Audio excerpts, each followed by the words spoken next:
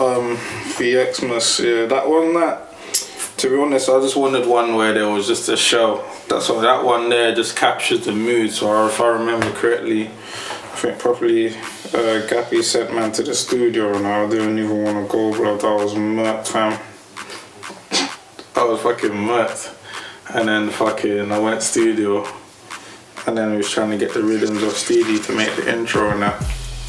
And bro, I just decked, boy.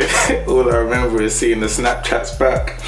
And then the one that he sent me was this one, and that just captured the mood of everything, of exactly what we wanted, like the sound, the feel. It had that Christmas little Christmas little feel, but it was just dark, like at the same time. It was exactly what I wanted. So then when we was making it again, come back to the studio the next day, I think Stevie, Gappy, and then yeah, it was just writing and writing. Everyone was doing their thing. I had it in the headphones, just writing and writing and writing and writing and writing, and eventually got to the end where it was just a complete shell. Like, I thought about every line. It took me time, but I thought about every line that I was saying in that. And I think that's my favourite still. Like, when people have heard it, they're telling me like, yeah, the first tune just grabbed them straight away, and that's exactly what I wanted. Like, lyrics just shelling, keeping the flow on the beat, even though the beat's changing, just riding it. It was just sick, fam, trust me. But then no,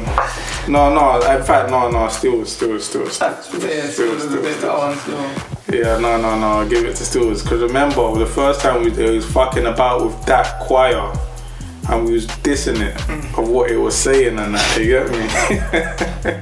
And then, we was just dissing him down while he was trying to make the beat, and they didn't even make it.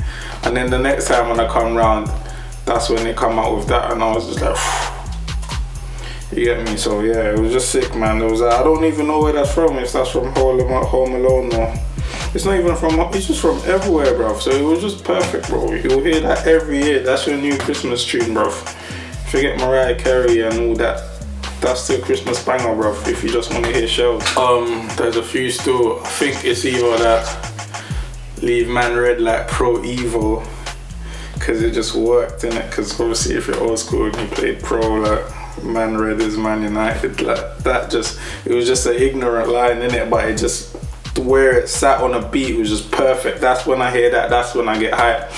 And then there's bare lyrics, bro. There's fucking Squares in Bots trying to score cheapo, and that's from them down, like, you know when you get them Instagrams inboxes, bro, trying to get man squares and all these things, they're trying to score cheapo and get quick P's, like it just fit in, innit? And if you play FIFA and that, and if you got the etiquette, I want to pan the camera to Gappy right now. They're trying to bump me. Why is Leo running like that? Nah,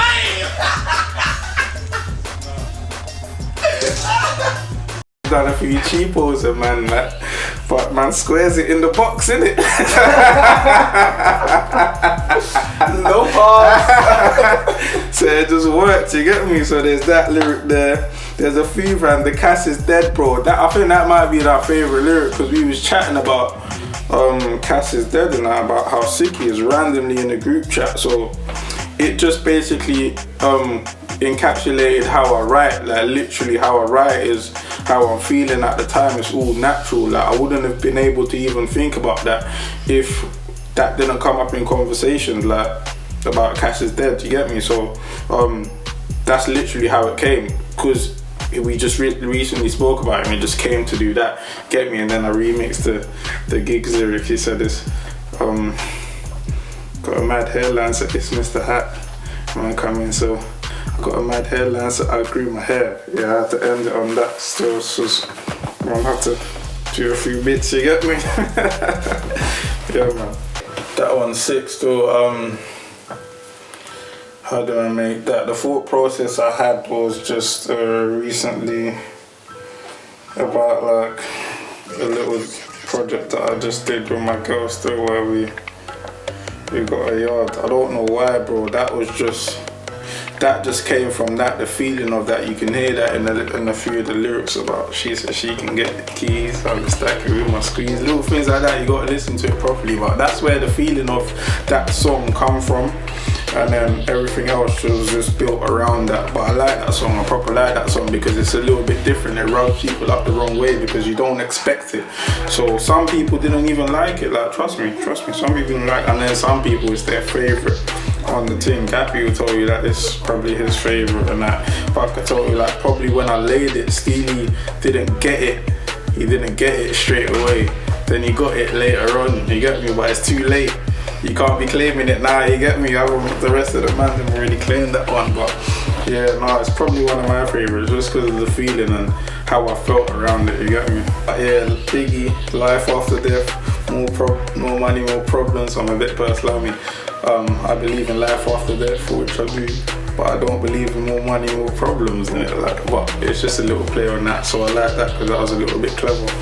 And then what was the I don't care if you're on the road, I ain't trying to be there to keep it. How you talking about bodies drop? As far as you, there would be a secret. Bro, you have to go and listen to it, you get me? Shelly, man, Shelly, bare lyrics on it. There, I can't really pick one, but just listen to it, fam, listen to it carefully, bro. Bro, that was quick, I'm not even gonna lie, I'm not gonna stunt. I wrote it in the car on the way to Steely's. Like, I remember pulling up at every traffic light, having a lyric.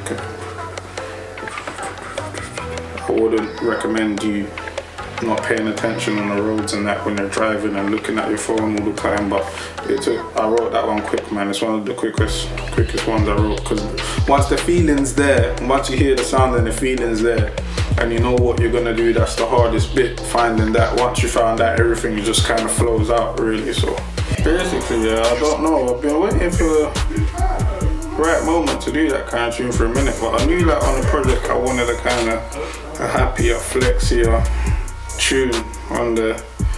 And you must know that, I don't know, it's legendary, bro, but there's this clip of Gucci Mane in the studio explaining the South, innit?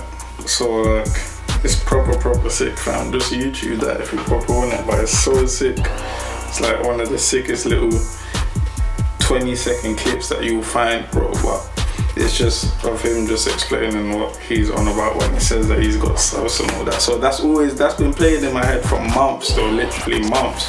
And then the other day when we was in one of our sessions with Gappy, listening to rhythms, that beat was one of the ones that come on, and I forgot what it was called. I don't know what Stevie called it, man. I can't remember, but that come on and that one rang off still, that one stuck. I remember Gappy Snapchatting that beat. This guy made me quit making beats. Look at him. Oh, yeah. Bruv, you made me quit making meats, bruv. You, bruv. And that beat saying how sick it was and that. So I took that one away and that. And I don't know, I remember I was driving back, I was on the M-way doing one of them trips. And then it was just playing in my head. So I don't know why, bro. And that beat was just in my head at the same time. So when that was happening, it was just more like, alright, cool. This is what I'm gonna do, cool. And I remember like, I started jotting down some ideas again in the whip, so it's banging. It's not even banging, you know, because I was with my mum, like I drove my mum up. So like, it's just stuck in my head because I listened to it so many times before, so in my head I'm jotting some ideas. Every time we're in some traffic, I'm jotting down some ideas. And with those ideas, I was able to bang out the first verse, innit? But that's just one verse, and I knew I wanted it longer than that. So then it's time for the second verse now. I go to work, I ain't able to write at work. Obviously after work, I'm under pressure because the tune's not done.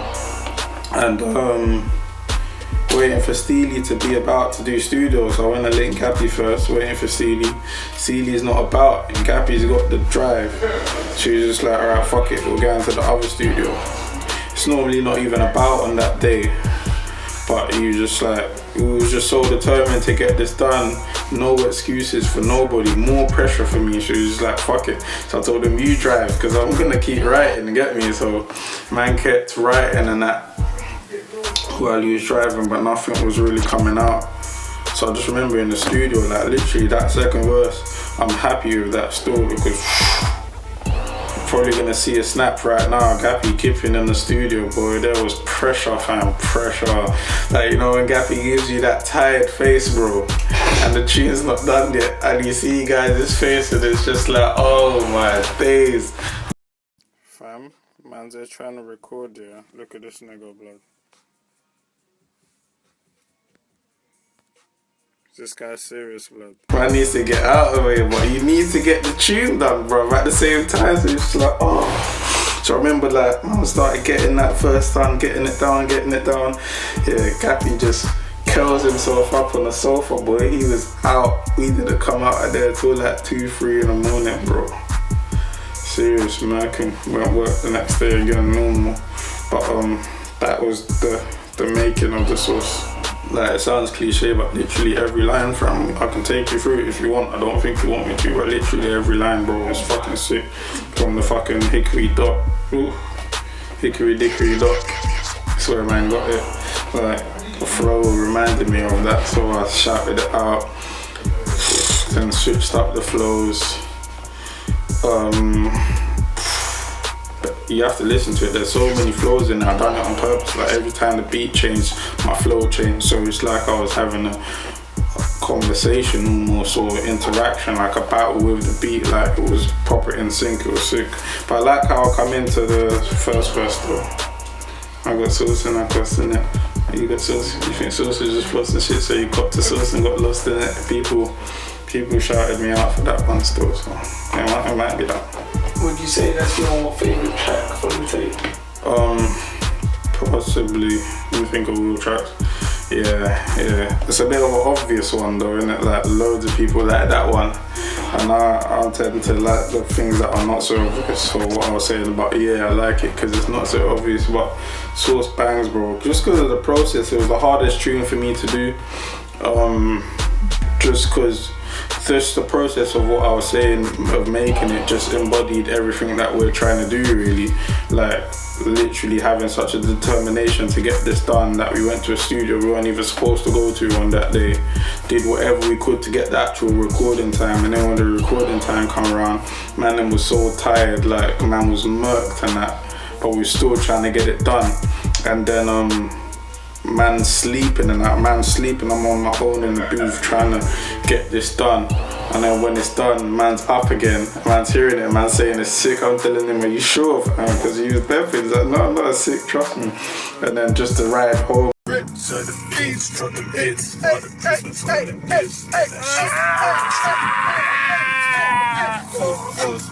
that the ride home was the best feeling. It felt like such an accomplishment. Like, we actually got this done. Like, we set out a target for the day and got it done deliberately. Like, so yeah, I'll give it that one. That's probably my favorite. Well, you know what Steely does? Sometimes he ramps with things and that. So he already, I think old school. Remember our old school Godfather beat that he had? Yeah, it's huge. So he had that. I think Randall was making the next project that you're gonna hear soon anyway, the XOP. When he was making that, you know what Stevie does, he sometimes just runs rhythms randomly for you, that. So he ran that one out. But like, I remember it was bare slow. It sounded like something for like one of them singy guys to jump on and that. But there was little parts of it that I liked. So there was a few breaks in it and that I thought that I could really mess with them. And so like what he did, he chopped it up and just left those parts in the rhythm for me and just gave that over to me. But I had that sitting there for time. I wasn't even gonna do anything with it. There was nothing really planned for it until the Tom Hagen idea came in my head. So I just thought about it. I thought, yeah, I'm gonna jump on that. And then Tom Hagen, if you don't know who Tom Hagen is, he's in the Godfather, man. He's in all three of the Godfather. So if you watch, is he in the third one or is that his son? Man, I don't know. I'm sure he's in all three anyway, but he's like the like kind of lawyer, the solicitor of that family and that. He's the one that's kind of trying to turn them over and get them going in the right direction in terms of what they actually want to do. Like, they're all on crud and doing their nonsense, and he's trying to get them like legal and that. So he works hard with whatever his role is, a consigliere or whatever, but he basically works hard with the head of the family trying to get them into the right direction. And I feel like in every team, everyone's got to play their role and know their role, and everyone needs a Tom Hagen. And I just felt like at that time that's who I am. that's who I should aspire to look at. So that just came in my head, man. Tom Hagen, bro. Yeah, there's loads. First time I saw the video. Yeah, there's a few bits, but probably the one that stood out to demand them the most from the reaction was probably I had sticks in the back of the rave while his dogs on stage, man. Gee, it was bonkers. It was a little bit of a play, because basically we come from, I thought about that still, but basically I just saw a picture. We was at the Bonkers show, yeah, and then we saw an old school don that we know called Sticks, which was Bonkers dog. So like, or as we know anyway, so like saw him, and like, as I saw him, I just saw a lyric, bro. Like literally I just envisioned it, like Sticks, back of the rave at the show, it was bonkers, it was bonkers. You get me? I literally just pictured all of that and I just thought about it, so boom, and it just worked perfectly. And as soon as I laid it, literally everyone's reaction was the same. It was one of them if you know, you know ones, but at the same time, if you don't know, it still makes sense. Because if you play it, it will still make sense. Man, that Sticks in the back of the rave, and it was bonkers, like it was crazy. What we know, what we saw at that time, and we know what people know that are close anyway, know what I was talking about. So it just makes so much sense to them, and it's a bad boy lyric still, how it come out. Fam, it's both, bro. But we start with presents, whatever I said, innit? Presents. That one basically, again, similar to VxMAS, so there's a beginning and an end. So that one, it was kind of either the beginning or the end, but it come again from a natural feeling. So like literally the first lyric that you hear basically comes from just the truth, exactly what was happening. Like the first lyric, trying to get my funds up, hopped in the whip, it was pitch black, and I reached my destination but the sun's up. It was literally just exactly what happened. Like I was just literally in the car, like when I come out of where I was to get in the car, like it was just black, and I'm just driving, trying to go to where I am, and all of a sudden it's turning into like morning, the sun's coming up and that shit, like, and now it's just everybody's out for that day, and I'm still going through yesterday, everyone's starting their new day, you get me? So I just turned that into how I felt. And I felt like it was just a bit of a conversation. I think my main inspiration with that was my girl. I'm not too sure. I think she rang me or something. I don't know, while I was on that journey, but I just felt like I was having a conversation with her about things, about just Christmas shit really, and the feeling that was going through what we turned into this project, which was based around Christmas. So about presents because I can't be there, and about presents because I can't get everyone presents or something. So that kind of vibe, you get me? So that's how it came about. As I was saying, how it came about of me being in the car. So I was literally writing and I had no beat. There's no beat in mind. Literally, I'm just writing to my own mental. I don't even have a beat in my head. I'm just writing to the feeling. So it was almost a bit of poetry, really. And then that's how I think the whole first verse came about, and the whole vibe that I wanted came about was literally basically through poetry. And then when we went into the studio, Seeley does what he does, runs his rhythms. He'll always find something that catches what you want because he has so many rhythms. I didn't even ask him for it, but when he played that, I was just like, wait, don't play nothing else. Run this for another 10 minutes. And that was that. Had the whole song done. Yeah, I mean, the whole track, again, it's cliche, but it's a really, really honest tune. Like, everything that I'm saying is what I'm thinking about in real life. I connected the two between the real life and what I want to put out in the music. So it's just really honest. So when I'm talking, I'm telling whoever I'm talking to, I'm saying my mum still bangs my phone because Eugene, she ain't certain that I'll come home. Like, it's real honest, isn't it? Like, Eugene's my friend, that from school and that, from young, and when we were 16, one time he obviously passed away when he was out. And since then, my mum's always, even more when I was, obviously not now, we're all grown now, but especially when I was young, I still get that feeling. She used to batter my phone whenever I'm out, because obviously she knows how Eugene was, like, she don't expect she just thinks that anything can happen, so she ain't certain that I'll come home. So there's that, but there's loads. The whole project turned into like a journey, and I didn't even really envisage it. I literally had just messaged Gappy like the words VxMAS, and that was literally all I messaged. And he just ran with it, turned it into a madness, like went on a tangent. Yeah, man should make a whole project, 5 fresh tracks, man make videos for all of it and turn it into a complete journey. Alright, cool. But it's Christmas in like 2 weeks. Bro, I was just like, bro, 5 fresh tracks. Alright. Cool, innit? So man had deadlines, and like real deadlines. Like we all had to stick by. Me, Steely, Gappy and Chi, we all had tasks. So it looks like it's just my tape and it's my project. But no, bro, like I want to shine a light on what we're doing as a team. Everyone's coming in together. This is just my role. Everyone's got their role. But we all come together and we all produced what we needed to do by that deadline. And that's for me, that's the key moment. Just the whole thing. Get me, Gappy fucking editing on Christmas Day and that. It's a bit nuts, you get me? It's a bit surreal, but it just shows the dedication, which means that really I can't ever stop. Like just on that one alone, that's enough strength to last me for the year, really, just to keep going. Because if man's doing that, how could man stop, really? How can man take anything for granted if that's what we've all got to do to try and do this, you get me? So it's not really a joke, we're just putting out the work, man, just putting out the work.